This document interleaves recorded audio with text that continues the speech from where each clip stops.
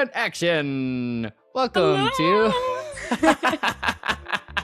Welcome to Q and Excellent A. start. Laurent Pitre. My name is Laurent Pitre, as it says in the title of this podcast that I'm making, and I am here joined by the most amazing, the incredible, the fantastic.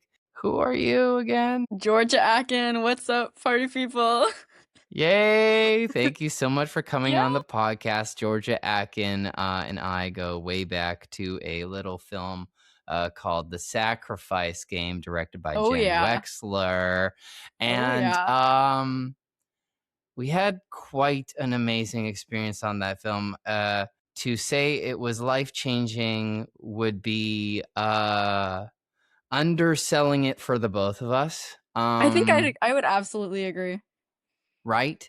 Yeah. So let's start at the beginning as opposed to the middle where we met. And I'm curious always, and that's why I ask people the question of who are you? Who are you when you feel at your most happiest? And what are the things that remind you of who you are? Ooh, good questions. First of all, thank you so much for having me on. This is so exciting. You guys, me and Laurent are like, we're the G's. He is so much fun. Yes. So I think that who am I when I'm at my most happiest? I would say, whenever I feel like I have like a sense of purpose or there's something that I'm doing that is really filling me, usually like creatively. I think that's definitely when I'm at the happiest. And then also, um, when I have my community around me, so like my friends and family. But I just know that, every time that I've been able to work on an acting project or um, do something, whether it's like got to do with music or like writing, anything creative that I feel like is kind of letting me express myself and let out my emotions like in that way. Definitely like I think I'm always super happy getting to do that. Yeah. Yeah, so I would say it definitely has a lot to do with creative outlets and my community around me and things that remind me of who I am. Sometimes I'll be really sad and I'll listen to like theater kid show tunes and it'll remind me of my like 12-year-old self because I only listen to straight musical theater like from the Mm, ages of like 9 to 12 and that'll kind of bring me back to I don't know, it just kind of reminds me of like I don't know, like my younger self and it makes me feel I feel more myself when I'm listening to that kind of music. Um hmm. yeah, so I would say that and then like getting to do stuff like I don't know, play video games with my brothers because I feel like lately as I'm 18 right now, I feel like I've kind of started speeding up with like my routine and my schedule and not like kind of carving out a lot of time for stuff like playing video games. And so when I get to kind of relax and like do that and just like take a second to not be thinking about like 100 things at once, it definitely Hmm. it makes me feel more like myself, I would say. That is amazing. It's so Yeah. fascinating. It's so cool. It's so cool. You know this. I'm fascinated that you're only 18 and you've gone through so much life. And yeah, like I know a little bit about you, obviously, since we started working on the Sacrifice game. I've been a big fan of you ever since then. But yeah, bring me back to where you grew up, which was Salt Spring Island, British Columbia, Canada, and like this family that you grew up in. And was it always clear to you that acting would be kind of this driving force for you in your life? Or like tell me about those early years of being in like the woods and creating with your family who are all very artistic. So give us a Oh little, my gosh, the Atkins. picture, like paint a picture of what that life was like, and tell us a little bit about what those initial sparks to your creative fire were. Totally, yeah. Yeah, I definitely grew up in the woods. I think like living on Salt Spring because it's such a small island. I also like the elementary school that I went to had 40 kids, genuinely. It was tiny, tiny. And yeah, I feel like I'm really grateful for that because I don't know, I think I was very like sheltered like as a little kid. And I had a lot of space to kind of just like be like out in nature. I'm definitely like I'm more of a city person now. I feel like if I had my choice, like I'm very excited to get to move to a city in a few years, but like yeah, I think that growing up, like, just getting to spend, like, lots of fucking time in the woods has been amazing. But I think I really started getting into the idea of acting when I was, like, 10 or 11, because I'd always loved movies and I'd always loved musical theater. Like, musical theater has been such a big part of my life. Um and my dad's a big theater kid, and, both of my parents are big film buffs, so I feel like I was exposed to a lot of it, like, just growing up, but yeah, when I was 11, there was an audition for Matilda, with a theater production called, The Arts Club, a theater company called The Arts Club, and I ended up going out for that, and it was my first audition that I'd ever done, and my mom had signed me up. Like, I hadn't even yeah, I didn't really know what was going on, and I ended up, getting to play Matilda for that show. What? 2019, yeah, so it was the first it was the What? Your first audition, you booked the lead? Yeah, it was crazy. It was crazy. I had never Uh, yeah, I had never even, like I had been on stage for, like, one of my school productions for, like, this yeah. Shakespeare yeah, so it was, definitely Yeah. very, very new to me. Wow. Yeah, and then that was my first that was kinda how I got introduced to, like, all of it, so it was very much, like, Mm. 0 to, like not, like, 100, but it was definitely intimidating for 11-year-old me. And Um Arts Club was it's a professional theater in Vancouver, I believe, right? Yeah, totally. So it was a professional production. This wasn't just Oh, yeah. Oh, yeah. like community theater. You went from like kind of winging it in elementary school and doing the thing that most people, really sparks them at first, but then you went straight to playing the lead in a professional production, which was a musical, right? Yeah, Matilda. totally. Wow. Totally, yeah. And Okay. Wow. it was that musical is one of the musicals that had gotten me into, like, theater before I had started, had, like, it kind of was one of my favorite musicals to begin with, so Mm. it was definitely a surreal experience, but yeah, Wow. yeah. And I know also like your sister but also your siblings have all sort of artistic penchants, and one of them, Caitlin, is also an actress as well. Was she acting Yes. before you? Do you find that you were inspired by your other siblings? Like Mhm. did that sort of factor into the sort of following that pursuit in some kind of way? Yeah, I would say 100% 'cause I love my sister so much, she's so cool. She has always been, super creative and, like, super into performing arts, and I think I would say I take a lot of inspiration from her. Also in her style, she has an incredible sense of fashion and just, just existing in the world. Like, I love her so much. I think I take a lot of inspiration from her. But yeah, Hmm. I think that my whole family has always been very, invested in the creative arts. My brothers really like music and yeah, so I think it's definitely an environmental kind of thing for inspiration as well. Yeah, yeah. Lovely. Yeah, that's cool. So tell me about what it was after Matilda. Like you set the bar super high. You're like, okay, my first audition, I booked the lead in a musical. Oh my What is gosh. it afterwards? Like, did you end up having an agent? Did you like take a break to like live life and continue being a kid, or did it suddenly become like, oh, okay, like this could be the path for me that I'd like to follow as my career? Yeah, I found my agent through Matilda, Lena, and I love her so much. I signed on with her during that production, and she is my film agent. Yeah, and I remember that whole year of 2019 I spent doing theater in Vancouver. I did Amelie with the Fringe Festival over the summer, and I did Sound of Music with the Arts Club again that winter too. So I think there's 3 productions that year. Nice. So I was very much in the theater scene, and then COVID hit, right? Like, right after, Oops. Oh, right? yeah. Right. 2020, yeah. Yeah, that was interesting. How old were Oh, you then at that point when 2020 arrived? I think I was 13. Sometimes I forget that the pandemic No happened. way. Like, I don't forget that it Yeah. happened. I don't forget It's that it happened, it's obviously, it's but, like like it's like the Marvel movies where, like, the snap happened, yeah, and then, like, yeah, now in the movies, they barely mention it, I'm sure.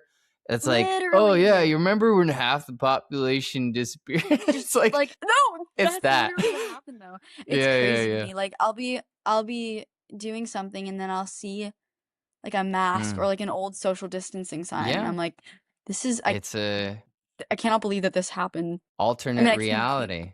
yeah, literally, So what did literally. you do at that time? Did that it sounds like it might have affected you not only life-wise, like everybody else, but maybe also artistically.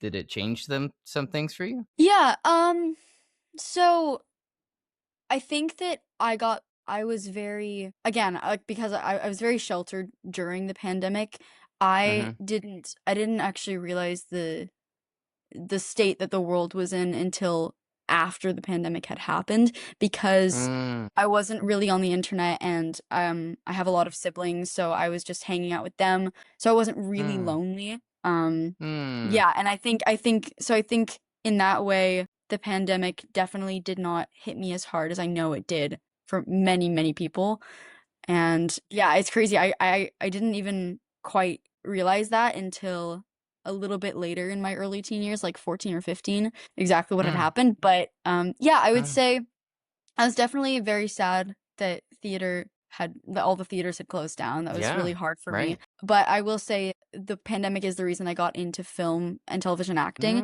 Mm. more because I had been auditioning um that year of 2019, but I think I really locked on to watching as many movies as possible and, doing more Mm. self-tapes and learning how to self-tape through that year.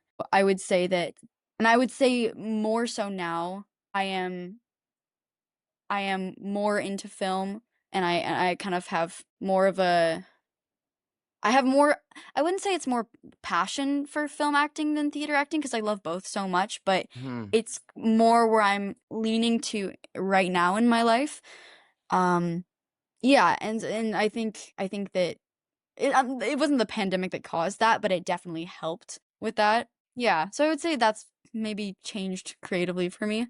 But yeah, Mm. yeah, Super yeah. cool. So you're now working on some films. So it sounds like you maybe learned by osmosis by watching movies. Did you work in conjunction with any kind of coaching or any type of classes? Like, tell me a bit about like how you were developing your process on your own, being a 13-year-old in Salt Spring Island watching movies. The world shut down, but you don't really know because you're like also kind of sheltered in this beautiful island, kind of like a lot of plots of zombie movies too, which is kind of cool. True, Um, very but dystopian. Yeah. tell me about that. What was that like when you were starting to develop a bit of process as a film actor? Because, and tell me about like maybe the differences that you noticed from theater to film. Yeah, totally.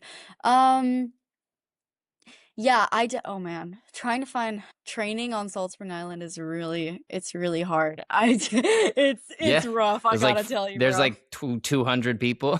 Fucking like If no, there's 40 genuinely people at though. the school. Sometimes it feels that way. No, literally, Right. sometimes it feels that Right. way. But yeah, so I'd say did a lot of training and I do a lot of training online. So, Okay. I'm with a group called the Young Actors Studio right now, Oh, and they nice. do online Sounds acting sounds classes. fancy. Oh, Is it yeah, with so, the Lipton guy? oh my god. It's like it's basically they're based out of LA and New York, Oh, and cool. yeah, it's cool because they have in-person classes, but then they also offer online. So the Oh, classes that I'm in nice. have kids like and teenagers all over the world. And Wow. yeah, and I really like the way that they teach because it's not set in stone with one specific method of acting. They teach Ah, you like a bunch of different um types of, like exercises and things that you can do, and you kind of just grasp onto whichever one works for you. So it's like building your own personalized method instead of having a super method cool. taught to you, which I love that. I really fuck with That's that. Yeah. really beautiful. That's well Yeah, it's done. really That's nice. well done. It's This Young right? Actors Studios. It's We got me. love I'm too Andrew. old for it now, but hey, I would have gone. That's so cool. Tell me how you discovered that. Is it the kind of program that you can just sign up, or did you have to audition? Do you have to like? It must be quite challenging for it to be a New York or LA type program, right? Mm. I signed up with them in 2023, and Okay. it was I remember there was a few I think it was a meeting process, so I had a meeting with, the head coach, Andrew. Love Andrew. Mm. We just talked ab I think he asked me some questions. We talked about what kind of movies we enjoyed, and then it was a process from there. I don't think it was an auditioning thing, but it was definitely like a here, like, you can sign up, like, apply for it, and then you can meet the faculty, and then you can be told, Oh, that's cool. if it's yeah, yeah, and they're super If it's the chill, right like fit, right? Like, it's a bit of a yeah. vibe check as opposed to an audition of, like, is this young person actually serious about doing this? Or are they gonna be the Mhm. type of person that's gonna sign up but not really show up, right? Yeah, totally, totally. Yeah, so yeah.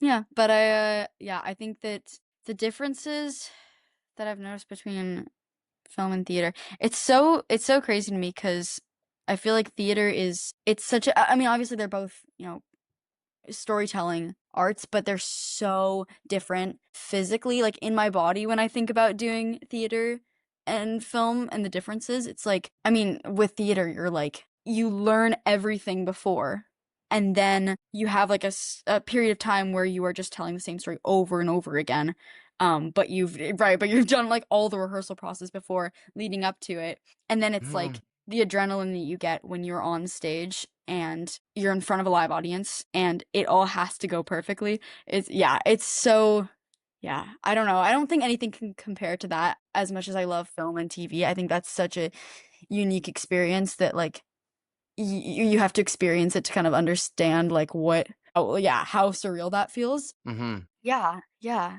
I don't know. What about you? Like, do you feel like I don't know, do you like like I'm turning this around on you, Laurent. I love it. No, yeah, you're taking over this interview. It's your time to shine. It's gonna give you time to think about your answer, I think. Difference between theater and film. Um, yeah, I mean, I one of the main thing I noticed in terms of my process that changed things for me is actually a super slight small thing, which was sound, which is thinking Mm. about volume. Because I used to go into every film and TV audition after having gone to theater school in Montreal at Dawson College. I would jump into these small audition rooms, very small audition rooms where mic is like right up there, but I didn't know that I only had to basically be, like, having a normal conversation at, like, the kind of level that I True. am right now. I was Yeah. projecting to the casting director who is, like, at Trying the to hit the back far of the end of room. the room, right? Yeah, I was trying to Yeah. fill the space with my voice, and a Yeah. small change like that,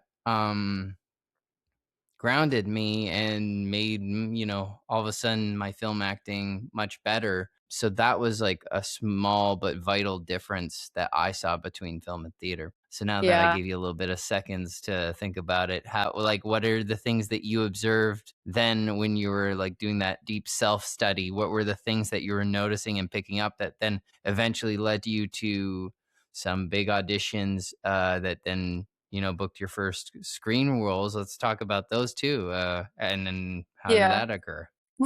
Tell me Yeah. about that. I think, I auditioned for about a year, I would say, before I booked anything film-wise, and it was a lot of I think because of the time that I kinda entered the industry, I have grown up on self-tapes, so I think I've done a handful of in-person auditions, so it was a Right. lot of me just, trying and trying and auditioning, and I feel like I learned a lot through just self-taping too. Like, of course, Mm-hmm. all the acting classes that I've taken have taught me so much, but I'm super grateful for my agents for putting me up for as many things as they did during that year where I wasn't booking anything and I hadn't booked anything before because it taught me a lot and it was so many opportunities to just experiment with the scripts that I was given and Mm.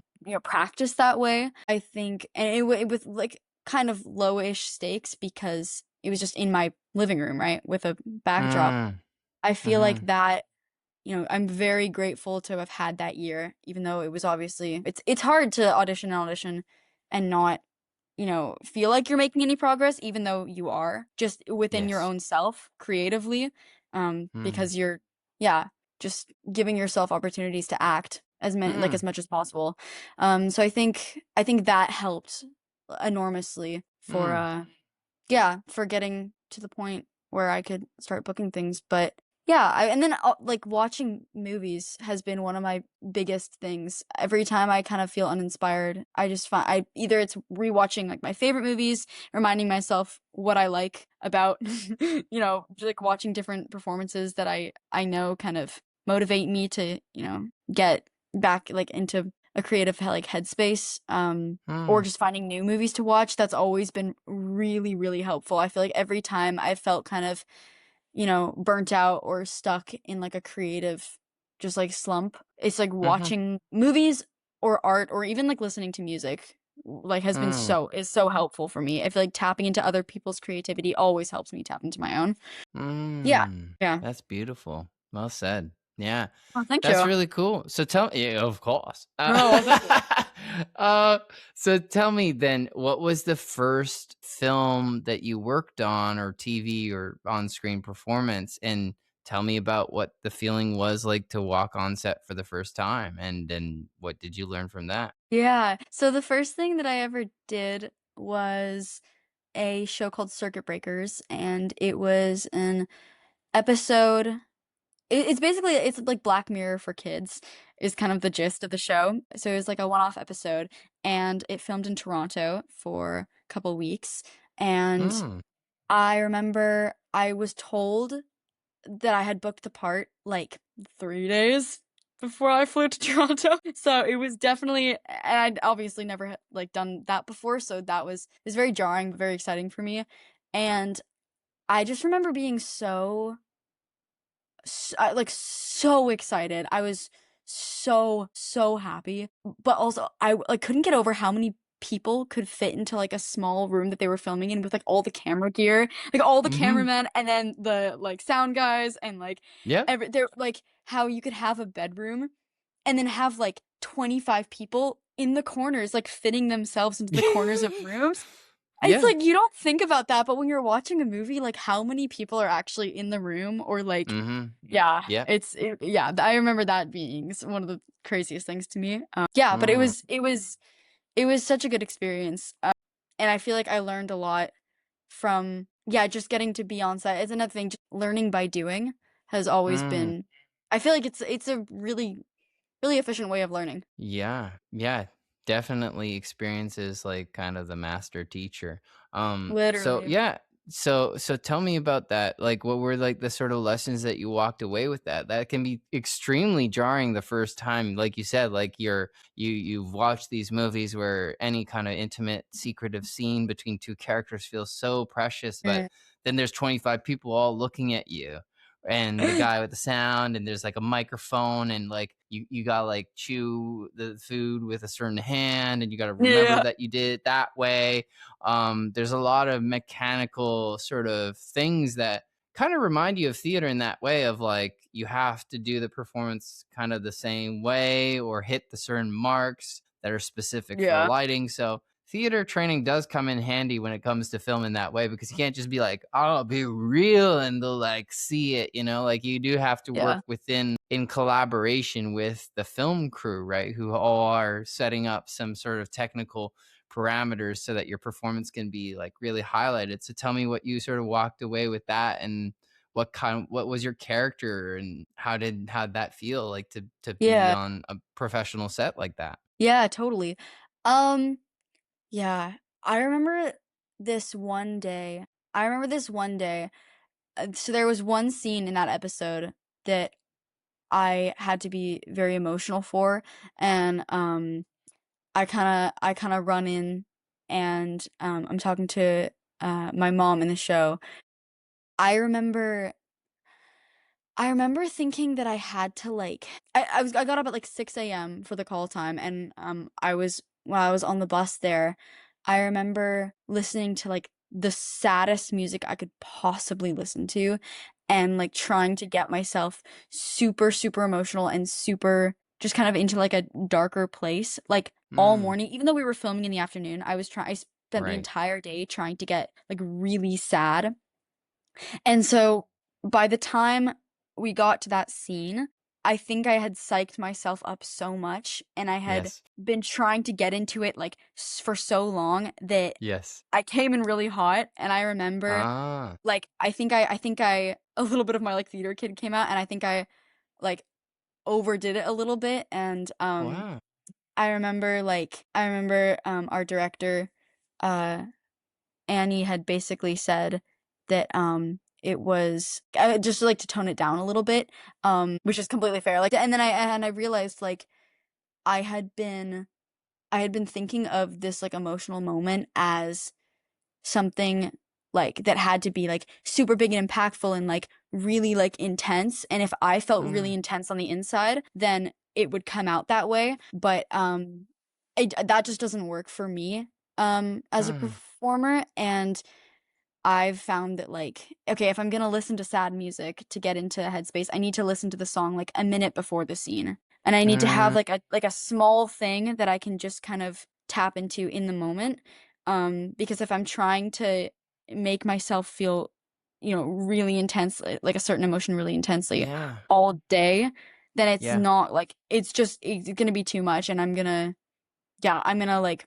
overdo it for myself, and that will come out. So that was one of the things that I kind of took away from that production, but, yeah, it's always, like, little moments like that where things will happen, either if it's in a performance or just, like, on set, um, where, I'll feel like, "Oh, I made this mistake or something in the moment," but Mm, really it's just propelled me forward in, like, knowing how to prepare myself, um and having my own kind of method. It's just like it's always, teaching moments. It's always like lessons learned, even if it feels like a mistake. I feel like that's mhm. definitely that's definitely yeah, again, one of the huge ways that I have been able to kind of develop my craft as an actor.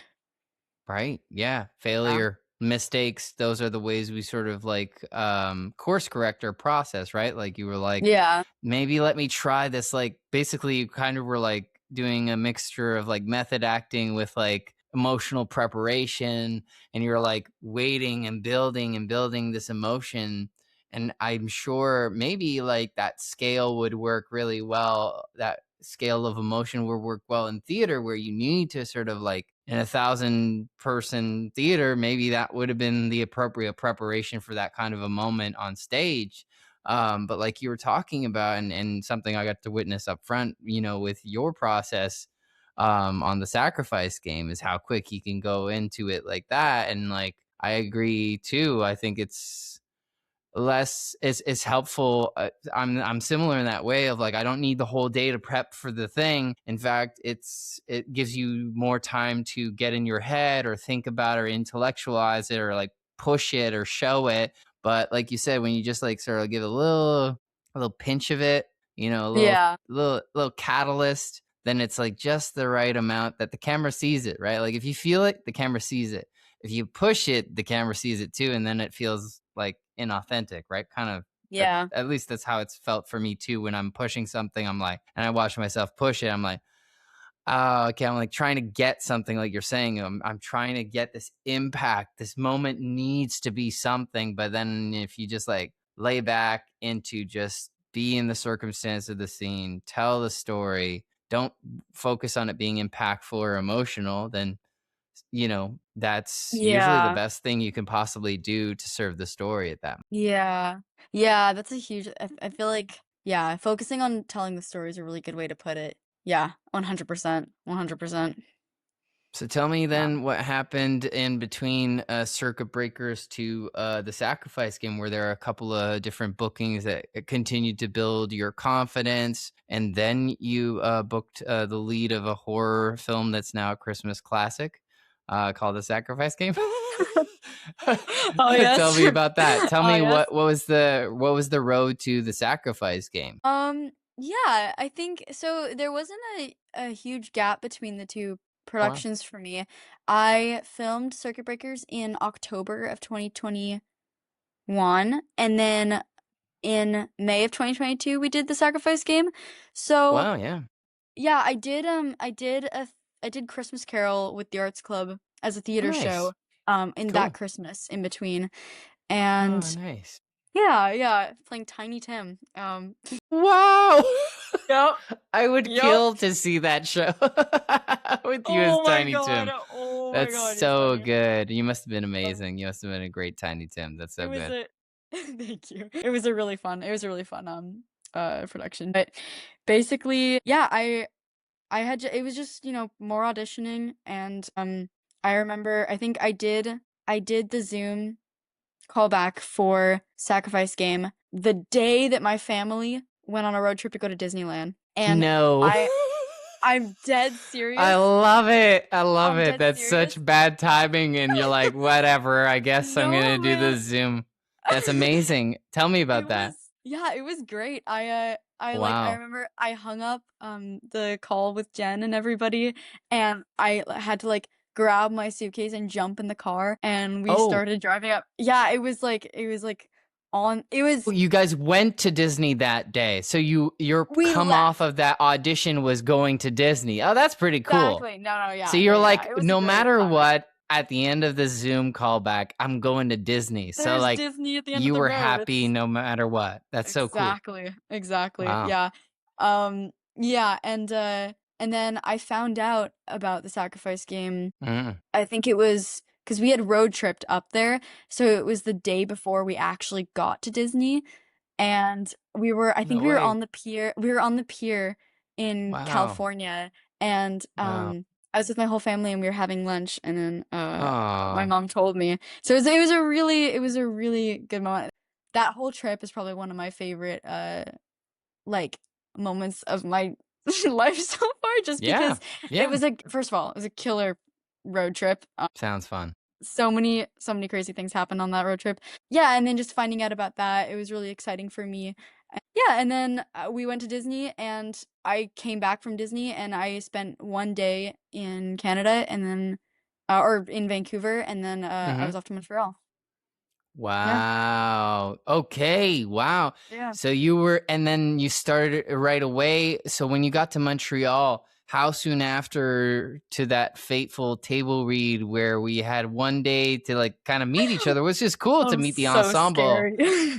What was it like kind of the day you arrived or the day after you arrived? How many days did you have to like sort of acclimate to the east coast of Canada and Montreal? Did you have any time or Mm. was it kind of diving right into being the mysterious lead of this film? Yeah, I got the script at Disney, and so I spent some time it was, like, while we were, like, in the lines for Hmm. rides, I was, like, That's reading so through the funny. You're script reading your lines. for the Sacrifice Game at Disneyland. That's so It's a funny. crazy Yeah. duo, crazy Yeah. Yeah. roster, but, yeah, so I got a bit of time. I think I was, like, terrified going into that table read, though, because Mm, everybody was so like, is so cool, and I was like yeah, I was very, like, nervous about, meeting everybody and what we were doing, but yeah, it was like I had a little bit of time to kind of read through everything at Disney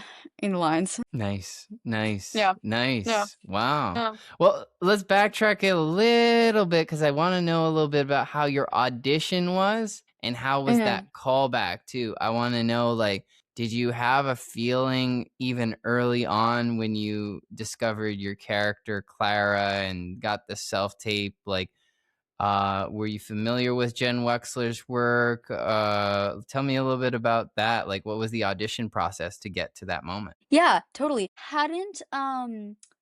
I hadn't I didn't know about Jen, before the Sacrifice Game, but I remember after getting the first initial audition, I went and watched The Ranger. I was like, "Fuck, this is so good." I love that film so much. She cooked so hard. Oh, so good. Yeah, and so I kinda did some research, about her after the initial self-tape. I remember when I self-taped, this is so embarrassing. This is very, very cringe, but Hmm. I had, like, a song that I played over and over, Oh, like, before auditioning to kind of, like, I don't know, get into the be headspace. her. Oh, that's It was cool. it was Bad Guy by Billie Eilish. Oh, that's so good. That's great, actually. That really is It's emblematic so of funny. Clara's personality. I totally see why you would listen to that. That's great. Yeah, it was it's That's so awesome. funny thinking about it, but, That's yeah, so so cool.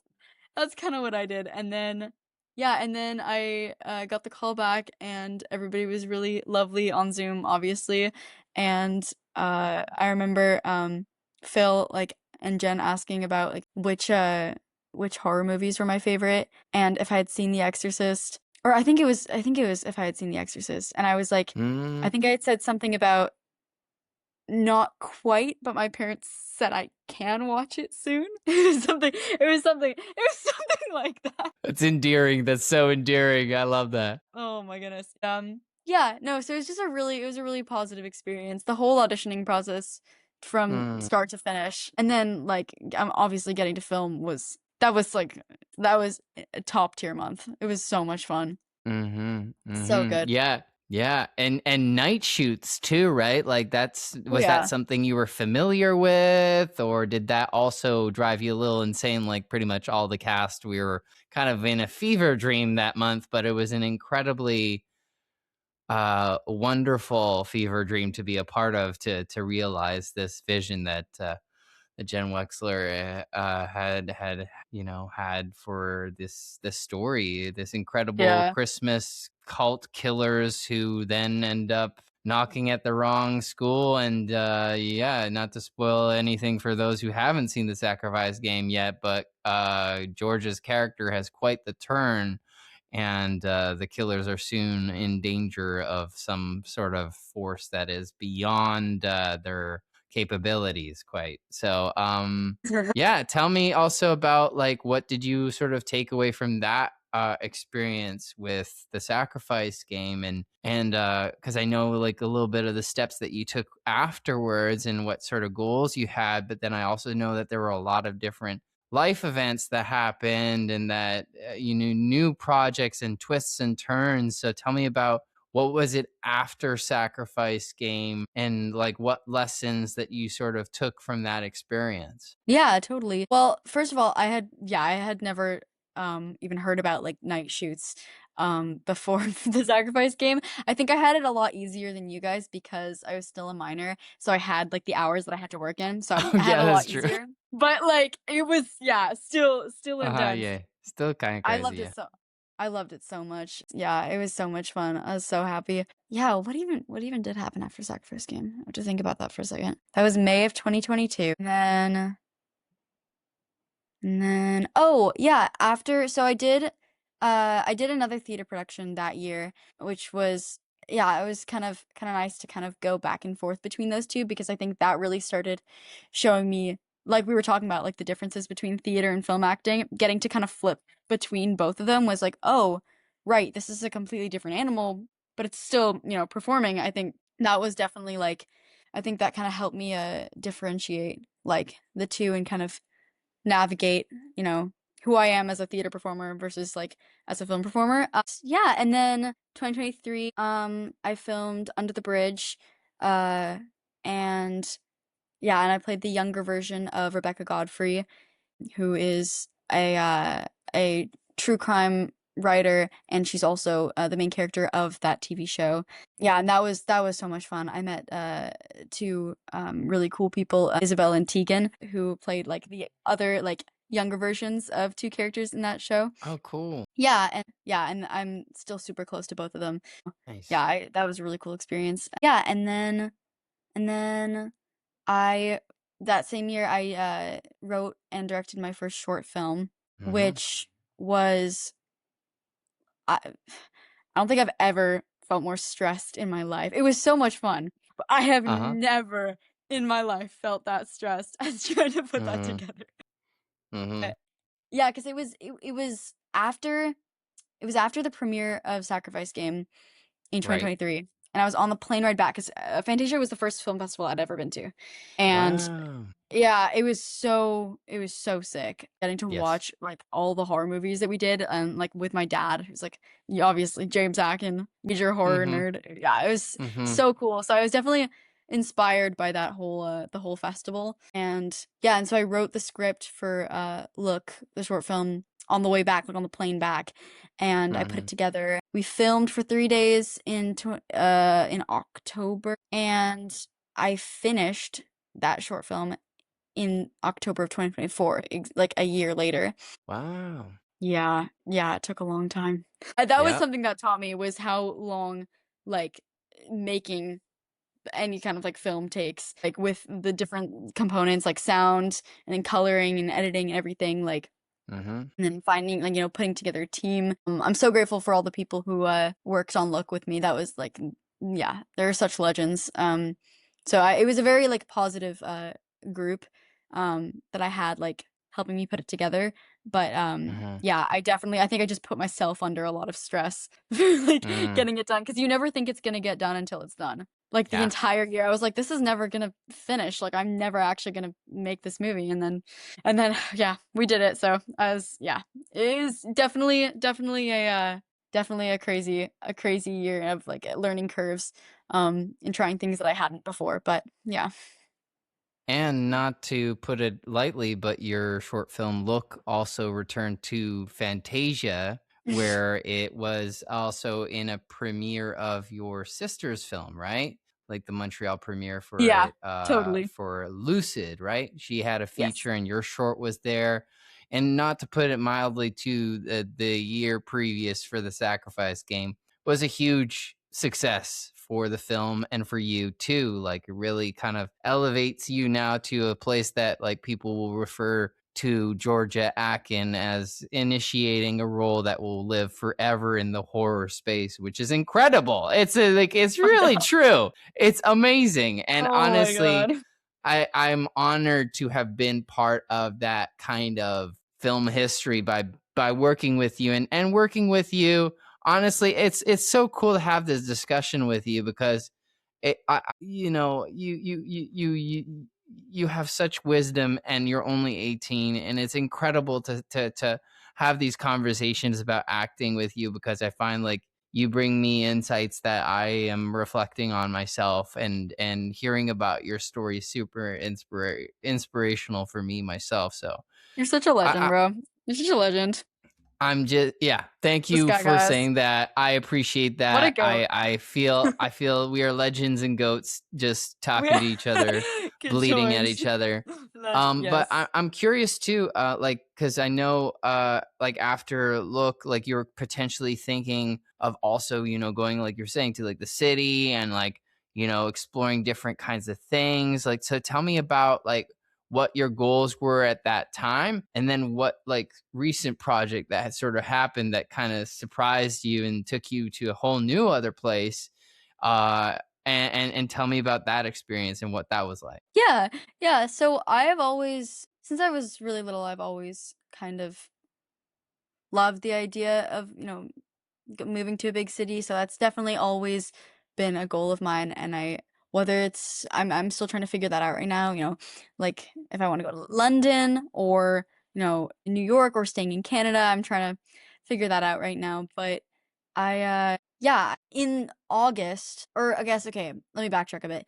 In, I want to say April of this year, I ended up booking a role for a feature film that shot in Germany, in Cologne, in August, and that production is based in the UK. So I did a week of prep for that role in May, in London. Wow. So I got to kind of experience like living in London for just like a short amount of time, and then I spent a little bit of time in London between going to Germany this year. And that, I mean, I've always loved the idea of like the UK, and I've always, yeah, I love London, but getting to spend time there working and just exploring more than I ever have really made me fall in love with it. Uh, Yeah, it's so beautiful over there. It's so wonderful. And yeah, and then, like, I've never been to Germany before, so that was an incredible experience. I was there for, a month and a bit, and have you ever been to Cologne? I've Yes. been to Germany, but I don't think I've Okay. been to Cologne. Tell me about it. Cologne is this tiny little town, and they have this cathedral there that is so beautiful. It is Hmm. massive, and it's like Gothic architecture, Oh, nice. and it's covered in the ashes from World War II. It's insane. Oh, It is so whoa. yeah, it's Wow. yeah, it's insane. It's such a it's such a crazy little town, and it's got so many there's so many like museums and like historic just I don't know, they have little I don't know what they're called. Little things that are like you can read about Hmm. different like events that have Little happened in the plaques city. kind of thing Yeah, that little plaques kind of mark events that happen in that area. Okay. totally, yeah. Yeah. So it was definitely it's one of my favorite places I've ever been to. Yeah. Yeah, it was super cool, but it definitely made me yeah, I love the UK even more. That's might be in the future I definitely want to live there at some point. Mm, okay, love that. Some nice Yeah. goals for yourself in 2026. Oh yeah. Yeah. Yeah. So tell me, with like we kind of like did like a big sort of retrospective on your whole life. Now that like you sort of Not terrifying at put all. that. Yeah, no, no, but it's really cool that you're able to share all that and reflect on it. And it gives me a really beautiful picture of who you were and who you've become and the sort of adventures you've been on to get to where you are today. So with all that like sort of, you know, said, like what are the things that continue to inspire you and where do you see yourself going and what are the things that make you, again, coming back to like that initial question, like what are the things that are truly making you happy here today? Yeah, totally. I love that question. So I think, I mean, again, definitely watching art, whether it's movies or theater or music or anything creative, is always going to be my main source of inspiration. That's why I fell in love with, performing in general and like acting is being inspired by other people's work. So that's always going to be one of my main sources of inspiration, and then just seeking out new media being made or things that I haven't seen before. Yeah, that's always going to be inspiring to me. And then Hmm. also, I think actually, again, tying it back to what you were saying at the beginning, when you asked about what remind what the question was, what reminds me of my younger self, right? Yeah, Yeah. Oh, I yeah, yeah, yeah. I think that was the question. Yeah. I